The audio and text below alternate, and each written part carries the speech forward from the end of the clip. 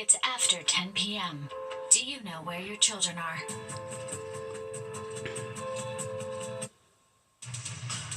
Right now on the 10 o'clock news. Break out the flags. The countdown is just about over. The Kansas City Chiefs and the Philadelphia Eagles will battle it out tomorrow in Super Bowl 59 to see who will lift the Vince Lombardi Trophy in victory. And the party has already begun in New Orleans. We're showing you the fun. Meanwhile, local businesses are ready for the crowds, shaking up drinks and dishing out delicious Super Bowl staples. But first, stay indoors or bundle up. A powerful, quick-moving winter blast is sweeping through the tri-state right now. Good evening, I'm Arthur Chien. The storm is expected to leave about 4 inches on the ground in parts of New York City, with even more expected in parts of Long Island and New Jersey and north of the city. Let's take a live look outside where the snow is still coming down. You're looking right now at Times Square, Radio City, and LaGuardia Airport. And here is a look at driving conditions in Manhattan. A good amount of snow is completely covering the road. Drivers are being asked to take it slow due to slick conditions if they have to be out there at all. We have team coverage tonight. Jessica Formosa is out in the elements and brings us a live report from Hoboken in New Jersey. And we begin with Audrey Puente, who is mapping out the timing of this storm and when it will finally be over. Hi, Audrey. Hi, Arthur. Well, we still have a winter weather advisory in effect for the area shaded in purple here. This is where we're experiencing hazardous travel across the tri-state area. We also have a winter storm warning that's continuing through the overnight hours here in the Hudson Valley, as well as over throughout the entire state of Connecticut and moving up towards New England. This is where we're going to see the highest snowfall totals when it's all said and done. And so far, I've gotten reports anywhere from 2 to about 3.5 inches on the ground around the tri-state area. We still have snow falling across parts of the region. We're also seeing an icy mix in areas to our south here. Let's head up to the north here in the Hudson Valley, where it's been slick on the Palisades Parkway as well as the New York State Thruway. They've had some steady snowfall here, roughly about 2 to 3 inches on the ground. I've got some reports from Orange County as well as over towards northern Rockland County. In northern New Jersey, we're now starting to see a mix coming in north of I-80, so snowfall totals here will be kept at bay for a little bit as we do have an icy mix working in here that's also stretched eastward here into Manhattan, Queens, Brooklyn, and even into Staten Island. Further south we go, it's very icy along areas around New Jersey, like the Garden State Parkway, the New Jersey Turnpike. Anywhere south of 80 is going to be very slick to travel across the entire state here. Now, looking over towards Long Island, it's icy on the south shore here, but on the north shore, it's mainly snow, especially out towards the east end, where we've already gotten reports of between 3 to 4 inches around eastern Suffolk County. Same thing for coastal Connecticut. We still have steady to moderate snowfall here, and that's going to continue for a few more hours. We can see the back edge working into western portions of Pennsylvania, but there's still a lot of snow off to the north here, and that's what's going to stream from west to east as we go through the next several hours here. We're not going to be fully away from this system, though, until tomorrow morning. So until then, we expect the snow to stay pretty steady over the next few hours, especially to the north, and then we'll see a change over to a wintry mix as we're already experiencing across most of New Jersey and now into New York City. There'll be ice accumulation of about 1/10 of an inch, but that's enough to make things very slippery and very dangerous for walking and for traveling. I'll have the timing of the storm and when it will exit, as well as final snow totals across parts of the area coming up. Crucial questions. Thanks so much, Audrey. We're going to have more storm coverage in a minute, but let's talk about the Super Bowl. In less than 20 hours, Super Bowl 59 will be underway right here on Fox 5. The Caesars Superdome Stadium in New Orleans is all dressed and ready to be the stage for the biggest game of the year. Will the Kansas City Chiefs be the first team to three-peat, or can the Philadelphia Eagles take down the team that beat them in 2023? Fox 5's Kendall Green joins us in the studio right now. This is already feeling like Mardi Gras, Kendall. Hey, good evening, Arthur. Just a sneak peek of part one, if you will, but the fans, the bands, and the beats all out in full force taking over NOLA today. The city had a great turnout for the Super Bowl parade, marking just one wake-up away from Super Bowl 59.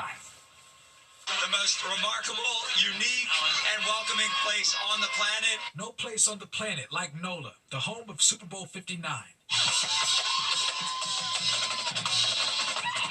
And Kansas City fans literally marched into New Orleans looking like they'd been there before, and they know a thing or two about prepping for a Super Bowl. They're heading into their third straight appearance with a chance to become the only team in the NFL to raise the Lombardi Trophy 3 years in a row, rallying behind their quarterback Patrick Mahomes, but not without his giant target and tight end Travis Kelce, whose brother Jason Kelce had a stellar career with the Eagles. I'm going to have to go with my son, Travis, and the Chiefs on Sunday. Things getting crunk out here. We saw the Eagles flag crew, the fan car. But the hype didn't stop Philly fans from roaring their Eagles chants, as Philly could take down the Chiefs with their two-headed monster in the backfield and quarterback Jalen Hurts and the NFL's leading rusher, Saquon Barkley. The duo is hoping to win and end all of the three-peat conversations surrounding Kansas City. Former safety and two-time Super Bowl champion Malcolm Jenkins was at the big parade sharing what the win could mean for Philly. When you can bring that championship to a city, especially one as passionate as New Orleans and Philadelphia, they make it home for you, so it's easy to love them both. When you're looking at a 65 or 75-inch screen, it's great. Even watching from home, so much comes with the big game every year. For some, it's the food they're ready for. For others, it's the commercials. But for those physically in New Orleans, there are a lot of road closures in the area, so plan your route ahead. Law enforcement is just as big of a player this year, as it's been just over a month since New Orleans French Quarter was the target of a deadly attack. Hundreds of National Guard and DHS agents are in town to ensure football fans can focus on the big game, welcoming a sitting U.S. president for the first time ever. President Trump is going to be here for the Super Bowl. I think that speaks volumes. And we can't go without mentioning rapper Kendrick Lamar, who will be the first solo hip-hop artist ever to headline the Super Bowl halftime show. It should be a memorable game you can catch right here on Fox 5. Arthur? All right, thank you so much, Kendall. Now remember, Fox 5 is your home for Super Bowl 59. As for the timing, kickoff is Sunday at 6:30 with pregame coverage hosted by our own Kurt Menefee, starting at 1 p.m. Now, our storm coverage, as promised, continues. We head outside right now where it is still coming down. Fox 5's Jessica Formoso is live in Hoboken, New Jersey. 4 hours into this snowstorm, Jess, are people feeling good about this weather? There seem to still be people behind you there. Yeah, Arthur, believe it or not, people here in Hoboken seem to love the snow, and it doesn't bother them at all. Now, it started snowing here at 8 p.m. It was that fluffy snow coming down fast and steady. By 10 o'clock, it was hailing, and now it's coming back to that fluffy snow. But just before you came to me, it was that wet snow. I'm going to step out of the way here so you guys can take a look at what's happening. We are on Washington Street, right off First Street here. You see that plow already plowing the sidewalk. As you can see, cars are still traveling at this hour. Crews have been out here really keeping up with these primary roads and secondary roads, making sure that cars can get by. We've been seeing a number of salt spreaders and plows up and down these streets. Even before the snow started, Hoboken's OEM crews were out here salting, trying to get ahead of the game here. The city of Hoboken expects anywhere between 3 to 5 inches of snow, and already you see it accumulating. We know that they are closely monitoring the situation and asking folks to avoid unnecessary travel. But I can tell you this, Arthur, like I was saying, people here in Hoboken are not afraid of winter. They're not afraid of snow. We met a couple of folks who were heading out to the bar, some actually going into New York City for a concert. All of them telling me that they're not going to let Mother Nature ruin their Saturday night plans. It looks like the snow is not stopping you guys tonight. No, we gotta stay warm in these conditions, but we're not stopping. We're not getting behind the wheel tonight, but we're gonna have a good time.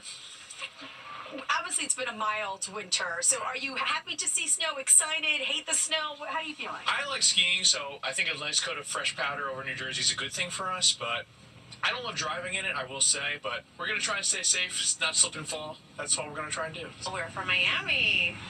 First time seeing snow? For him, it's the first time, yes.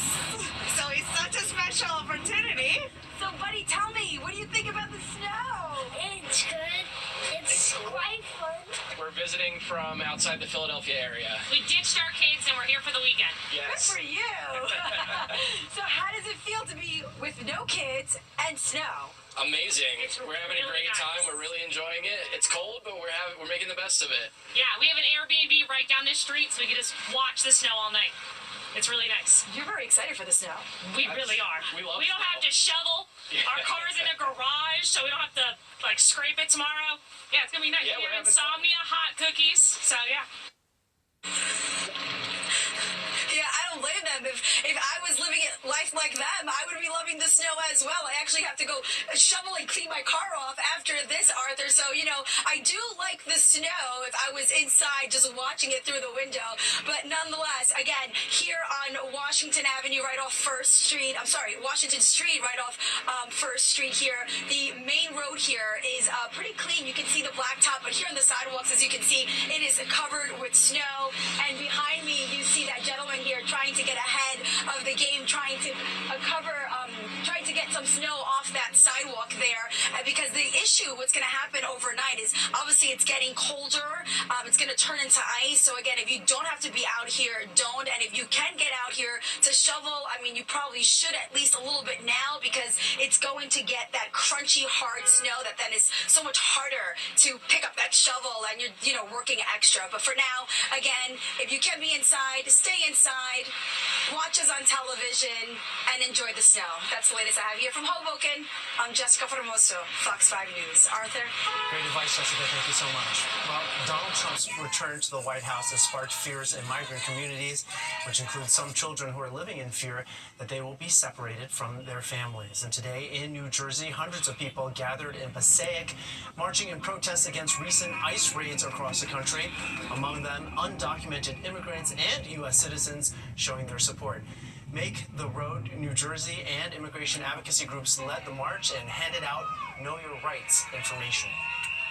We are really showing the power of the community and showing that we're not afraid, that we are here. This is our community. We've been here before, and we're not going anywhere. My kids are aware. If something happens to me, they know what to do. They know who to call. All right, well, the Trump administration says they are only detaining and deporting those with criminal records. However, Trump's border czar has said anyone here illegally has committed a crime and could face deportation. There's also another rally today, this one in support of trans youth, and it was held in Union Square. This is in response to several executive orders President Trump has signed since returning to office. They include an order for the federal government to only recognize two genders, male and female, and another banning federal funding for or support for youth gender-affirming care for anyone under the age of 19. Now, critics say the orders stifle the rights and legal recognition of transgender, intersex, and non-binary people. A federal judge today blocks Elon Musk's Department of Government Efficiency from accessing Treasury Department records with sensitive personal data. That information includes Social Security and bank account numbers for millions of Americans. The judge issued that order today after 19 Democratic attorneys general sued, claiming the Trump administration violated federal laws by allowing Musk's team access to the Treasury's central payment system.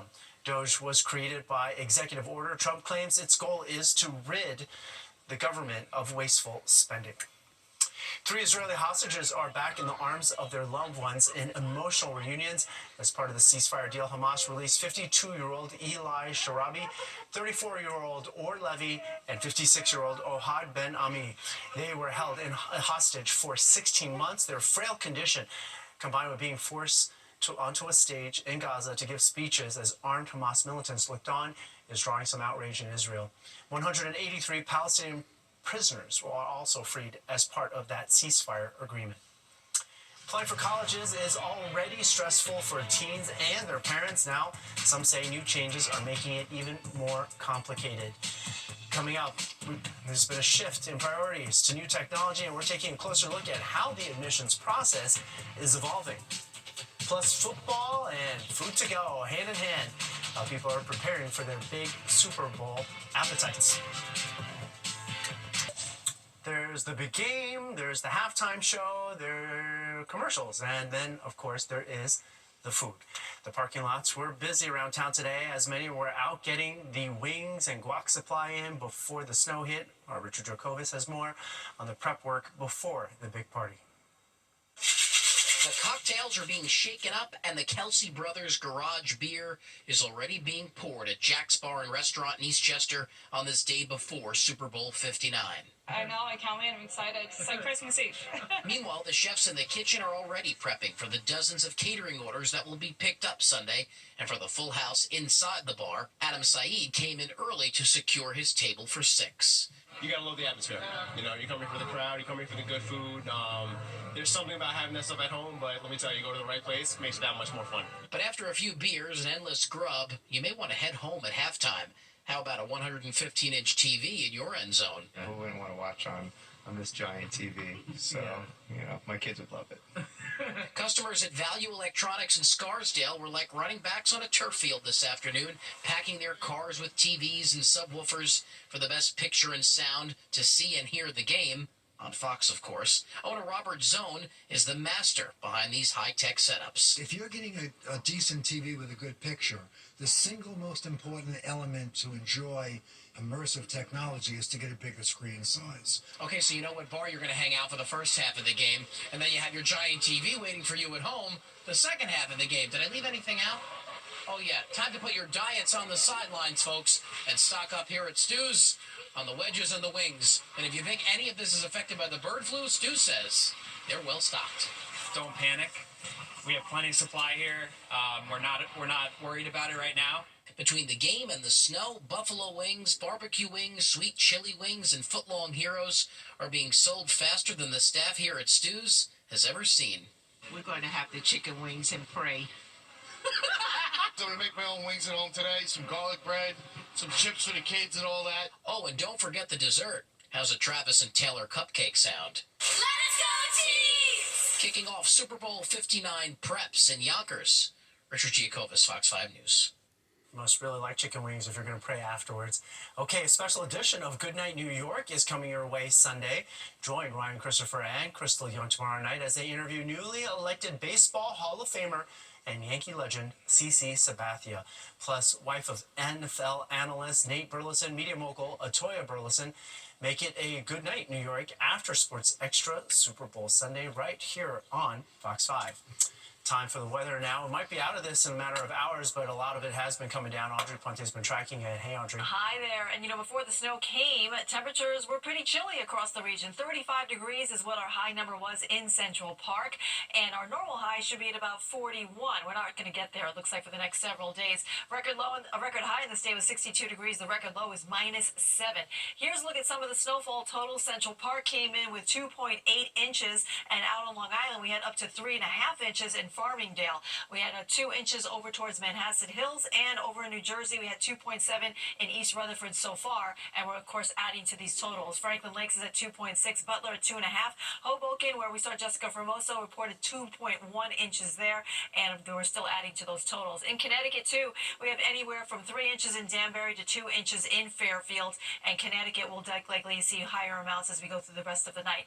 Temperatures, they're at or below the freezing mark all across the region. We're at 33 in Islip, 31 in East Hampton, it's 30 in Bridgeport, 20s being found in Poughkeepsie, Monticello, and Sussex, so you'll definitely stay snow there. But as temperatures rise just a little bit and we're getting some warm air injecting its way into the system, we're seeing the changeover to an icy mix across most of New Jersey at this hour. Now, our winds have shifted. They were out of the southeast earlier, allowing for that warm air advection, but now they're kind of shifting in from the northeast, which is telling us that the center of the low is actually getting a little bit closer as we're seeing the winds begin to wrap around itself here. So the wind chills right now, mostly in the 20s. It's feeling like 13 degrees in Monticello. So look at the radar, shows a lot of snow, especially off to the north here, and the heaviest snowfall is now shifting eastward into Connecticut, the north shore of Long Island, as well as the east end and up towards New England. Here's that icy mixture I just mentioned that's creeping its way northward here. We're now starting to see it invade portions of Staten Island into Brooklyn and Queens, and even into the southern half of Manhattan too. The Bronx, it still appears to be snow, although you could see a brief change over to an icy mix. It appears as though we see the end in sight here over towards western portions of Pennsylvania, but not out of the woods quite yet. I think we'll see things taper off during the overnight hours. However, in the morning, we could get a quick burst of snow before it's all said and done. This low will exit to the east. High pressure is coming in from the west, and that's going to set us up for a dry Sunday ahead of us. So snowfall totals, highest amounts will be off to the north in the Hudson Valley, where we'll see over 6 inches. And tonight we're going to drop down to 29 degrees in the city, colder in the suburbs. So that means any wet surfaces, they'll freeze over over, so watch out for black ice overnight tonight and into early tomorrow morning. We'll rise up to 39 degrees in the afternoon, but with those gusty winds at about 25 miles per hour, it's going to feel more like 29 on your Sunday. So as we go through the overnight hours, gradually the moisture will taper off, as I mentioned, and by noontime, we'll actually break into some sunshine mixing in with clouds towards the afternoon. As we start off the week, it'll be quiet, but then we have another storm system coming in on Tuesday. This one I think is going to pass to our south, but it will clip portions of the city and southward with some snow on Tuesday night. Wednesday, we get a bit of a break until the evening, and then we'll see our next precip maker coming in, and this will give us a messy morning commute on Thursday. Arthur, over to you.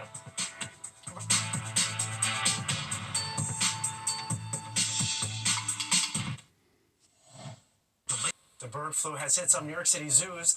The Wildlife Conservation Society says 3 ducks at the Queens Zoo have died due to the disease. An additional 9 wild birds and 3 ducks at the Bronx Zoo have also died, and lab tests on their cause of death are pending. The conservation says area zoos are moving vulnerable birds for their protection. And the countdown is on and almost over to the Super Bowl, number 59. You can watch tomorrow right here on Fox 5, and you probably know whether it's the Eagles who win or the Chiefs who win. A lot of sick calls are going to be called in on Monday morning, so should it be a holiday? Fox 5's Jennifer Williams goes long on this debate. There's a lot on the line for Super Bowl 59. People are so invested in this particular Super Bowl because it is about possibly a dynasty or the beginnings of a very new dynasty. So all of their emotions, all of their feelings are in this one. This is one of the more exciting ones, I believe.